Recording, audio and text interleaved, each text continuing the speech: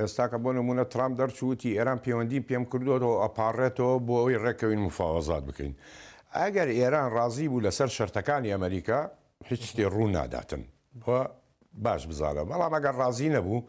من پێتەڵێم دێدەن، بەڵام لێدانێکی وا بەهێز نا، لێدانێک چۆن ئەڵەی تەمێتەکەم لێتە دەم تەمێتەکەم دیتە سەر مفاوەزات، ئەو شەرتانەی داوام کردووە، واز لە ئەتۆمی دێنی،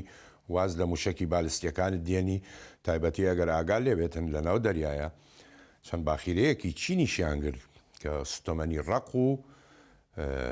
بڵین تەکنۆلۆژیایی و پارچەی موشکی بالیستی ئەمریکا گرتی. بەڵام ئەگەر شەڕەکە ڕوو بداتن مفاوەزاتێنەکان نەخێر ئەو کاتە بە توندی لیانەدەن، بەڵام وڵاتانی خەلیج بۆ ئاگاداریت ئەمەیان ناوێت، چونکە ئەگەر لێ بدرێ ئێران مەڵی قرمز پڕەکە لە ئەلغام،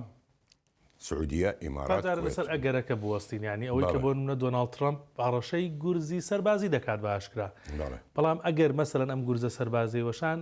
لە چی ئاستێکە بیانی قورسایی ئەم گورزە چیە بێت لە ئێستاە؟ پێتم وت بە جەنابەت قورس نابێ لە بیدایەتی،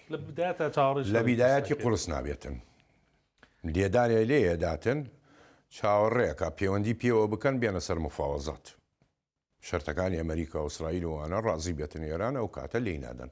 بەڵام ئەگەر ڕازی نەبوو تند بوو بەرامبەریان نەخێر لێدەن. ینی بۆ نمونە تۆ فڕۆکەی